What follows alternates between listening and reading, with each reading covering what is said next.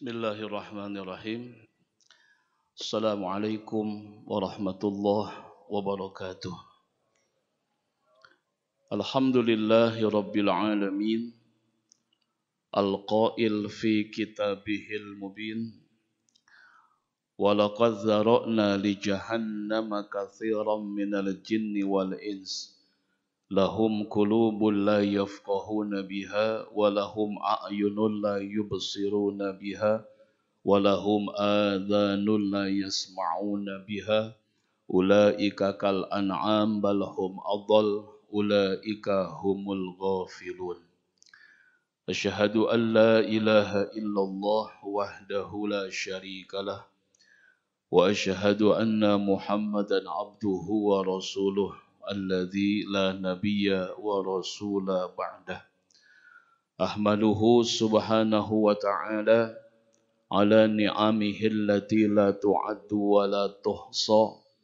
Lahu mulkus samawati wal ardi wa ma bainahuma wa ma tahta thara. Wa ashkuruhu ala ata'ihi wa fadilatihi la tubra. Allahumma salli wa sallim bi ajallis salawati wa ajma'iha wa azkat tahiyyati wa awsa'iha ala hazal abdil ladhi waffa bihaqqil ubudiyyah salatan wa salaman daimain mutalazimain ala rasulillah sallallahu alaihi wasallam abdun arsalahullah lil alamina basyiran wa nadhira faballagar risalah wa addal amanah wa hadallahu bihi minal ummati basyaran katsira fakana fi zulmatil jahli lil mustabsirina sirajaw wa qamaran munira. Qala Allah ta'ala fil Qur'anil Karim wa huwa asdaqul qailin wa biqaulihi yahtadil muhtadun. A'udzu billahi minasy syaithanir rajim. Bismillahirrahmanirrahim. Wa kaifa takfuruna wa antum tutla 'alaikum ayatullah wa fiikum rasuluh wa may ya'tasim billahi faqad hudiya ila siratim mustaqim. Wa qala Allah ta'ala bala man aslama wajhahu lillah wa huwa muhsinun falahu ajruhu inda rabbih wala khawfun alaihim wala hum yahzanun. Sadaqallah wa sadaqa rasul sallallahu alaihi wasallam wa nahnu ala zalika minasyahidin asyakirin walhamdulillahi rabbil alamin.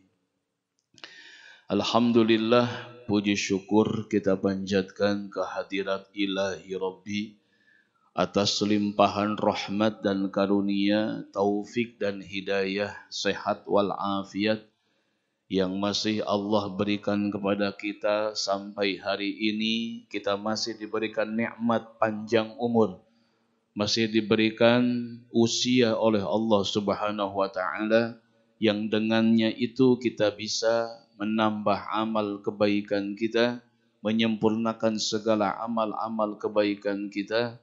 Harapan dan doa semoga di sisa umur kita yang tinggal beberapa saat, beberapa waktu ke depan, semoga sisa usia kita diberkahkan oleh Allah Subhanahu wa ta'ala sehingga kita bisa mengisi di sisa-sisa umur kita yang tinggal beberapa saat akan menghadap kepada Allah. Semoga kita bisa memaksimalkan yang sedikit ini untuk pengabdian kita kepada Allah Subhanahu wa ta'ala. Harapan dan doa semoga kita diwafatkan dalam husnul khatimah. Amin ya Allah ya Rabbal Alamin. Salawat dan salam limpah curah selalu kepada panutan kita Nabi Muhammad sallallahu alaihi wasallam, kepada keluarga, sahabat, kerabat beliau, semoga keselamatan, keberkahan sampai kepada kita umatnya di akhir zaman. Amin ya Allah ya Rabbal Alamin. Alhamdulillah wa syukru ala ni'amillah bi ni'matillah tatimus shalihat. Hidup ini bukan semata-mata apa yang kita dapatkan, tapi lebih kepada apa yang sudah kita berikan. Hidup ini ada proses perjalanan panjang kita menuju Allah Subhanahu wa Ta'ala. Hidup ini merupakan pilihan dari Allah kepada kita yang sudah menjadi sunnatullah, karena manusia masuk dalam dimensi ruang waktunya Allah Subhanahu wa Ta'ala. Dari usia balik sampai hari ini, bahkan sampai kita meninggal dunia nanti, hendaklah apa yang Allah berikan kepada kita dari awal kita diberikan kehidupan oleh Allah sampai kita dimeninggalkan oleh Allah Subhanahu wa Ta'ala harus menjadi satu nilai kebaikan kita, baik semasa hidup kita ataupun sesudah kita meninggal dunia. Hadirin rahimakumullah, ada satu cerita yang menarik yang mungkin akan dapat kita ambil satu kesimpulan. Satu cerita yang mengandung hikmah yang dapat kita ambil pelajaran dalam kehidupan kita. Saat seorang raja dengan iring-iringan pasukannya melewati sebuah dusun yang mungkin jarang dilalui dan dijamah oleh kebanyakan orang. Begitu melintasi sebuah perkampungan yang jauh dari keramaian, tiba-tiba raja pun memberhentikan seluruh pasukan yang dia ikut bersamanya. Sehingga pasukan di belakangnya pun bertanya-tanya, ada apa gerangan sang raja memberhentikan perjalanan kita di tempat yang sangat sepi ini. Tentunya para pasukan sudah bersiap-siap siaga. Jikalau takut ada sesuatu yang mungkin kurang berkenan terjadi saat itu menimpa raja dan mereka. Mereka saling menatap, saling melihat. Tidak satu patah kata pun dari seorang raja keluar dari lisannya. Tidak berani mereka untuk bertanya, ada apa berhenti seperti ini? Sambil menunggu ucapan seorang raja. Tidak ada yang menarik saat itu yang disampaikan oleh raja mereka. Lalu raja pun turun dari kawal dan menghampiri seorang nenek-nenek tua. Lalu raja pun bertanya, saat yang dihadapi, yang dilakukan nenek tersebut adalah menanam pohon kelapa. Raja pun bertanya, wahai nenek, untuk apa kau menanam pohon kelapa yang mungkin umurmu sudah habis, pohon kelapa pun belum tumbuh besar, kau tidak akan menikmati apa yang kau tanam hari ini.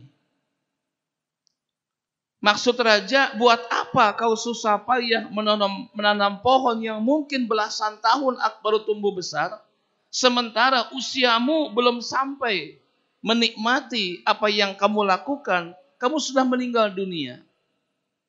Mungkin maksud raja, lebih baik menanamlah yang memang tanaman itu bisa tumbuh dan berbuah yang dapat kamu alami dan kamu rasakan. Dengan usiamu yang setua ini, tidak akan mungkin engkau akan menikmati yang kau tanam hari ini. Lalu apa jawaban seorang nenek tersebut? Laqad gorosu hatta akalna wa innana lanagrosu hatta yakulan nasu ba'dana. Jawaban yang sangat mengagetkan seorang raja, tidak terbersit dalam pikiran beliau, seorang nenek sanggup mengatakan dengan kalimat yang menyentuh perasaan seorang raja. Apa artinya? Laqad gorosu hatta akalna. Laqad gorosu hatta akalna. Orang tua kita dulu yang menanam segala kebaikan dan perjuangan, hatta akalna, hingga kitalah yang menikmati perjuangan mereka. Mereka menanam kebaikan, berjuang. Mereka sendiri belum merasakan perjuangan mereka. Tapi kitalah yang menikmati kisah perjuangan mereka dulu. Sekalipun perjuangan mereka tidak mereka rasakan saat itu. Karena usia mereka gugur di medan laga. Laqad gorosu hatta akalna. Mereka lah yang sudah menanam kebaikan-kebaikan hingga kitalah yang menikmati kebaikan saat ini. Laqad gorosu hatta akalna wa innana lanagrosu hatta yakulan nasu ba'dana.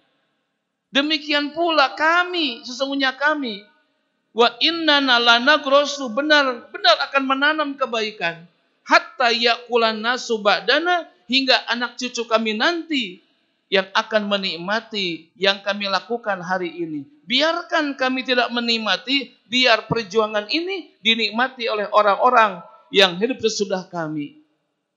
Apa yang dapat kita simpulkan dengan cerita tersebut? Hidup ini bukan untuk kita.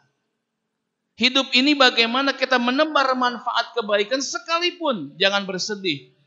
Kebaikan tersebut yang tidak kita rasakan, mungkin dirasakan anak-anak kita, keturunan kita, orang-orang banyak. Itu yang menjadikan pedoman dalam hidup kita.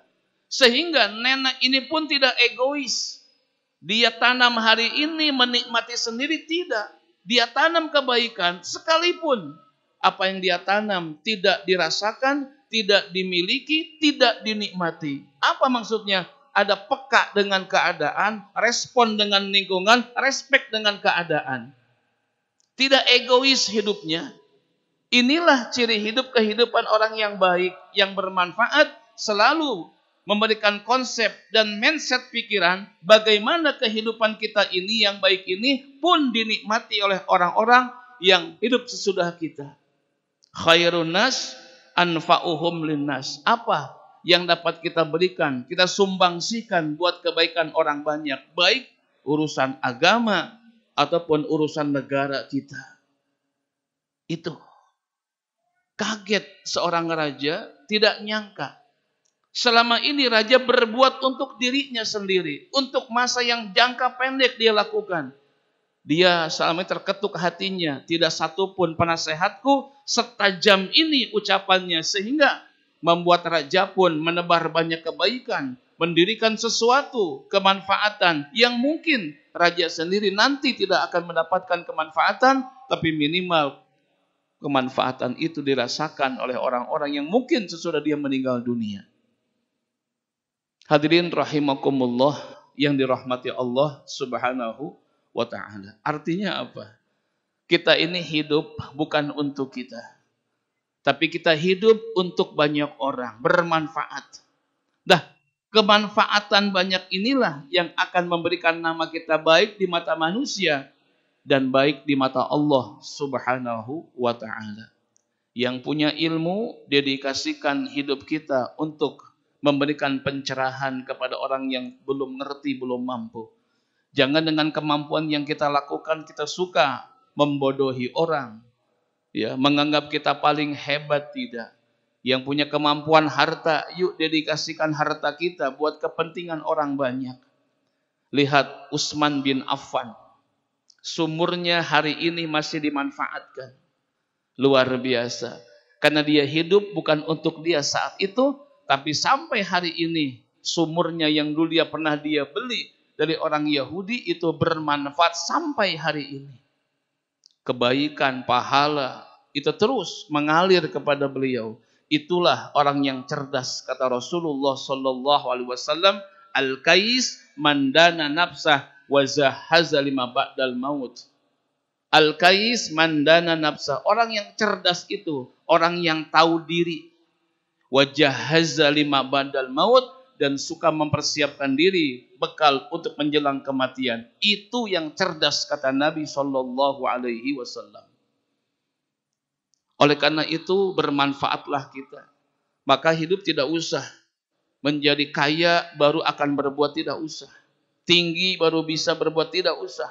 Yang penting hidup itu bermanfaat dan tidak melakukan perbuatan dosa. Selesai. Selesai sudah. Yang penting hidup bermanfaat. Buat apa kaya tidak sedekah?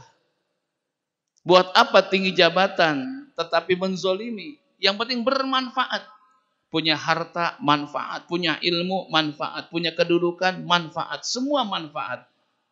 Prinsipnya adalah hidup itu bermanfaat dan tidak melakukan dosa. Hidup kita akan baik di mata manusia dan di mata Allah Subhanahu wa ta'ala. Yang kedua, kisah yang kedua saya akan sampaikan. Saya akan cerita tentang Tariq bin Ziyad. Tariq bin Ziyad ini adalah seorang pejuang yang lahir tahun 50 Hijriah. Meneruskan estafet perjuangan Nabi Muhammad sallallahu alaihi wasallam. Tariq bin Ziyad ini diabadikan namanya di antara selat yang membatasi Maroko dengan Spanyol, namanya Gibraltar itu. Gibraltar itu adalah bahasa Spanyol, artinya adalah Gunung Tariq atau Bukit Tariq. Nama beliau diabadikan, ya, menjadi Gibraltar itu, ya, yang memisahkan antara Maroko dengan Spanyol. Namanya diabadikan. Apa kisahnya? Beliau ini ingin menaklukkan Andalusia, Spanyol.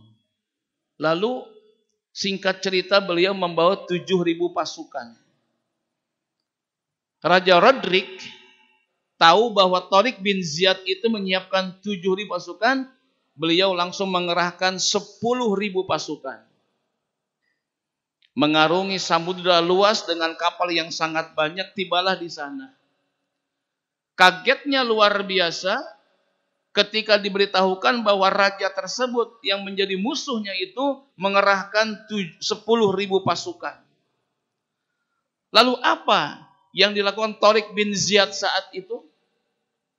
Di luar dugaan, di luar rencana sebelumnya. Beliau menyuruh kepada staf-stafnya untuk membakar seluruh perahu dan kapal yang pernah dia bawa melintasi samudera yang luas. Bayangkan, satu keputusan yang diambil dengan penuh hikmah. Beliau membakar seluruh kapal-kapalnya, perahu-perahu yang dibawa saat itu dibakar semuanya. 7.000 pasukan merasa terheran-heran. Kalau begini kita nggak bisa pulang. Apa yang diucapkan Tariq bin Ziyad saat itu? Di depan 7.000 pasukan dikobarkan semangat yang luar biasa. Lihat, semua perahu sudah kubakar. Mundur, tenggelam, mati. Maju menghadapi pasukan yang juga akan mati. Kedua-duanya berpotensi mati. Tidak ada jalan bagi kita, harus mundur, terus harus maju. Walaupun musuh besar, walaupun musuh sangat kuat, tangguh, tetap maju saja. Dikobarkan semangat yang luar biasa. Ini Tariq bin Ziyad. Andai kata tidak dikobarkan semangat juang tersebut, yang dalam Al-Quran Allah pun memberikan himbauan kepada Nabi adalah harridil mu'minin, kobarkan semangat yang kuat, juang yang kuat kepada mereka ya Rasulullah. Enggak tanggung-tanggung, semua perahu dibakar, lalu timbullah semangat juang yang luar biasa yang mungkin belum muncul ketika perahu belum dibakar. Semuanya ciut dan ketakutan melihat lawan 10.000 akan menghadang mereka. Tapi ketika dibakar perahu tersebut, terbakarlah semangat yang belum pernah muncul pasukan tersebut. Mereka sambut dengan baik, dia kobarkan api juang yang sangat baik, karena ke belakang mundur lautan mati, maju pun menyerang pun berpotensi mati. Akibatnya semangat juang dikobarkan oleh Tariq bin Ziyad. Apa yang terjadi? 7.000 pasukan bisa mengalahkan 10.000 pasukan. Apa cerita tersebut? Maka kita harus memberikan satu nilai kebaikan, memberikan support yang baik. Wala tay'asu mir rauhillah. Innahu la yai'asu mir rauhillah illal qaumul kafirun. Yusuf 87. Jangan putus asa. Jangan putus asa. Terus lakukan. Gagal, bangkit. jatuh, bangun. Itu semangat juang yang dilakukan, yang mungkin tidak akan terjadi, tapi dengan semangat yang luar biasa, sesuatu yang di luar dugaan pun muncul dan diraih kemenangan saat itu. Bayangkan, maka hidup kita ini mungkin kita bukan menghadapi 10.000 pasukan. Mungkin yang kita hadapi adalah masalah keseharian kita, masalah rumah tangga kita, masalah ekonomi kita, segala macam, masalah penyakit yang tidak kunjung sembuh. Tetap semangat. Jangan putus asa dari rahmat Allah Subhanahu wa taala. Wala tahinu wala tahzauna. Jangan kamu sedih, jangan kamu takut, jangan kamu bimbang, kata Allah. Wa antumul a'launa. Kalian tinggi di mata Allah Subhanahu wa taala. Artinya apa? Semangat. Jangan putus asa. Apapun yang kita rasakan, apapun yang kita dirikan ujian dari Allah, jangan membuat kita kendor dan lupa diri sehingga kita lemah, tidak menjaga kualitas keimanan kita di hadapan Allah Subhanahu wa taala. Inilah semangat juang yang dikobarkan oleh Thariq bin Ziyad sehingga jumlah yang sedikit mampu mengalahkan jumlah yang banyak. Yang terakhir, kisah yang ketiga, kita ambil kesimpulan. Ketika Nabi Musa dikejar-kejar oleh Fir'aun dan pasukannya, dengan senjata yang cukup lengkap akan dibantai Nabi Musa dan kaumnya. Tibalah di depan laut yang kalau dia menyeberang pun akan mati tenggelam, mundur pun mati dibantai. Yang kedua, Nabi Ibrahim alaihissalam terikat badannya. Di hadapannya ada kobaran api yang sangat besar. Di belakangnya pasukan Namrud. Dua cerita yang berbeda namun sama bentuknya. Apa? Di depan tetap menghadapi satu masalah, di belakang pun masalah. Nabi Musa maju tenggelam karena tidak punya perahu yang disiapkan. Mundur pun mati akan dibantai. Dilempar ke api, mati. Lari pun pasukan di belakang Namrud sudah siap. Tapi apa yang terjadi? Disitulah kita harus bertawakal kepada Allah Subhanahu wa taala, melepaskan segala kemampuan kita, kekuatan kita, ilmu kita, kehebatan kita, lepaskan semuanya. Wa may yatawakkal Allah fahuwa hasbuh. Siapa yang saat itu bertawakal kepada Allah, melepaskan segala kepemilikan diri kita dan hanya Allah dalam hati kita. Siapa yang nyangka Nabi Musa, tongkat yang dipakai semasa waktu remajanya, menggembala kambing Nabi Syuaib yang dipakai untuk mengolah kambing, siapa sangka tongkat yang sederhana, tidak bagus-bagus amat itu tongkat. Tapi saat itu beliau bertawakal kepada Allah, melepaskan segala kemampuan dirinya, kemampuan mukjizat yang dilepas semuanya. Nol di hatinya, hanya Allah Subhanahu wa taala. Wahai Musa, pukulkan tongkatmu ke laut itu, dan tidak menyangka terbelahlah menjadi 12 jalan sesuai dengan 12 kabilah suku yang di belakang Nabi Musa alaihissalam. Berjalan mereka di tengah-tengah laut, baru Fir'aun dengan pasukannya mengejar. Sampai di tepian, Fir'aun baru di tengah-tengah laut. Wahai Musa, tarik tongkat tersebut. Rata kembali lautan tersebut dan tenggelamlah Fir'aun dengan pasukannya. Nabi Musa enggak dikasih tahu bahwa tongkat itu kan melautan. Kenapa terjadi seperti itu? Di luar dugaan. Tawakal kepada Allah. Jangan bersandarkan kepada harta. Jangan bersandarkan kepada kemampuan dan yang lainnya. Saat terdesak seperti itulah, pasrahkan kepada Allah. Biar Allah nanti yang membuat skenario yang cakep kepada kita. Nabi Ibrahim ketika dilemparkan ke api, apakah dikasih bocoran sama Allah bahwa api akan dingin? Tidak. Tetap api itu panas dan membakar. Ketika tawakal sudah selesai, Nabi Ibrahim melepaskan semua kekuatan, kepemilikan, semua dilepaskan. Nol di hatinya, hanya Allah Subhanahu wa taala. Apa kata Allah? Ya nar kuni barda wa salaman ala Ibrahim. Wahai api, selamatkan, dinginlah engkau, selamatkan kekasihku Ibrahim. Ketika sampai di kobaran api, siapa yang nyangka beliau tidak terbakar sedikit juga, dan api pun dingin pada saat itu. Kenapa jadi berubah? Keselamatan tiba karena di saat menghadapi situasi kita bawa Allah Subhanahu wa taala. Kalau Bapak tidak percaya, sok silakan. Ketika ada kobaran api, baca ayat itu. Ya nar kuni bardaw wa salaman al Ibrahim. Insya Allah. Matang kayaknya nih. Kita nggak tawakal sama Allah. Sandaran kita adalah atasan. Sandaran kita adalah harta, jabatan, kekuatan, ilmu. Seakan kita punya. Lepaskan semua kepemilikan. Hanya Allah semata. Dan disitulah datang pertolongan Allah yang tidak disangka-sangka dalam pikiran akal manusia. Itulah 3 cerita yang dapat kita simpulkan. 1, bermanfaatlah hidup buat orang banyak. Yang kedua, semangat, jangan pernah putus asa. Dan yang ketiga adalah bertawakal, bersandar diri kepada Allah sesudah kita ikhtiar dengan maksimal. Mudah-mudahan kesempatan yang singkat ini menggugah semangat kita.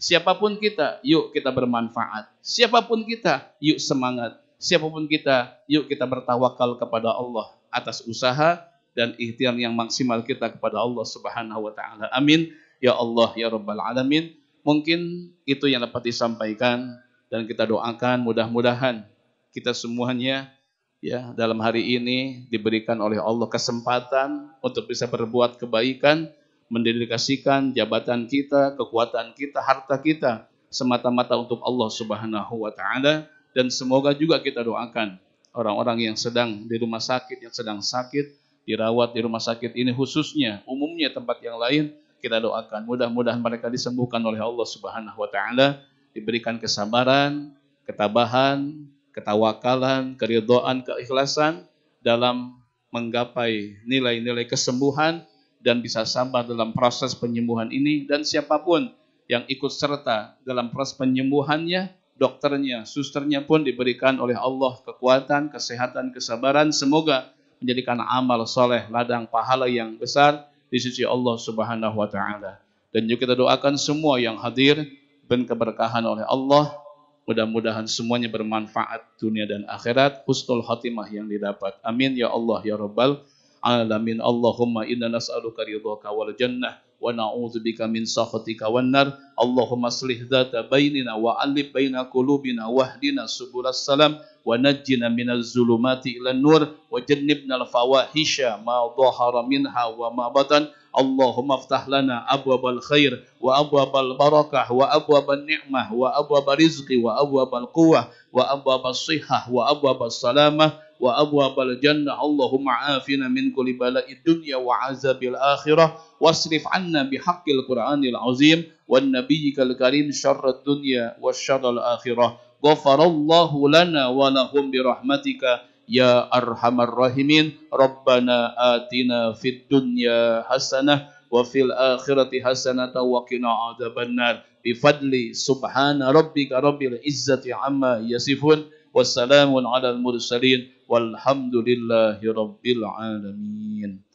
Ini saja yang dapat disampaikan. Mohon maaf atas segala kekurangan, kekhilafan. Billahi taufik wal hidayah. Wassalamualaikum warahmatullahi wabarakatuh.